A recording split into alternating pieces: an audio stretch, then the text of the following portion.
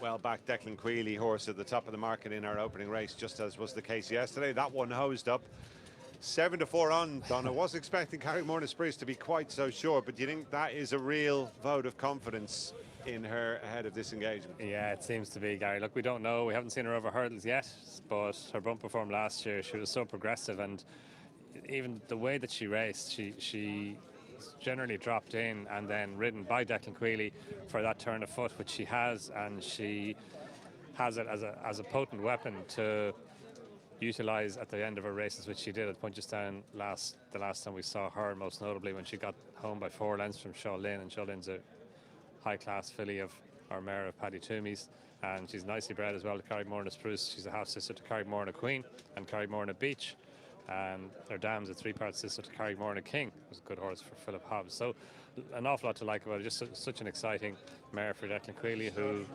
is a nice team of horses now for the season ahead, and she's a really interesting recruit to hurdles. Certainly looks as though she's going to be ridden much handier today than she often was in her bumpers. That's hardly a great surprise, Don. You'd expect that, wouldn't you? Yeah, you don't exactly. Want to get stuck behind some of the no-hopers here.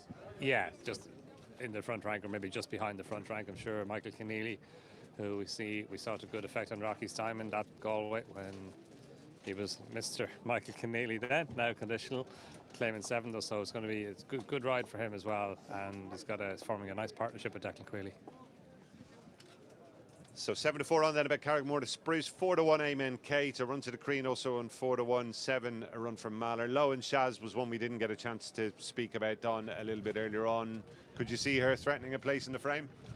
Yeah, every chance, Gary. She's had a run over hurdle. She finished 3rd in a maiden hurdle behind Baby Kate of Willie Mullins at Naas back in December, and then went back in bumpers, finished 2nd behind Euphoria. She was down the field behind Zanouche of Colin Murphy's at Ferrias the last time we saw her, and that was a race in which Hello Jean of Willie Mullins came out and won at Wexford. Next time beat Apple's Chain, but she does have that experience of a run over hurdles under her belt, so that's going to stand to her. But again, she's going to have to improve on her bumper form to get up to Amen Kate and Carrickmorna Spruce's level. This looks a go. No. Backed as if defeat was out of the question, and she has indeed run her rivals into the ground here. Carrickmorna Spruce takes the opener here. Declan Queally on the mark in the opener for the second day running at Listowel. 13 to 8 on the starting price, and just the start that jockey Michael Keneally would have been looking for. Don looks as though he's going to get some great opportunities from Declan Queally. He's got a big ride to come in the Lartigue hurdle later on, and Messerschmitt as well. Just how good do you think this mare could be? Who knows, Gary? Who knows? You couldn't have asked for much more than that, and a feature of her performances last season in bumpers are in front. He allowed them get up kind of close to her on the run across the top of the track, and Run for Mahler has run really well, and she closed up in behind and looked at danger, but Michael Keneally was obviously holding on to a good bit, and when he asked Carrickmorna Spruce to pick up, she picked up again. Her hurdling was good as well. She was very low over the second last, but fast and efficient, and she was able to shorten up as well when she wasn't meeting one right. Then you see at the final flight, she gave it lots of air, the jump of a mare who had plenty of energy left, and yeah, she's just been really impressive. You just couldn't have asked for any more than this.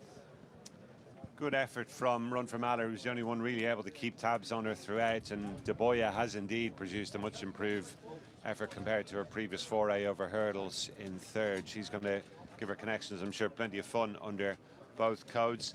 Thoughts on Amen Kate and a run to the Queen, Don? Yeah, look, we said before, and it's a very good race, Gary. Good maiden hurdle, Mare's maiden hurdle, and they've both run well. Amen Kate settled a lot better in her hood and for hurdles, and I'm sure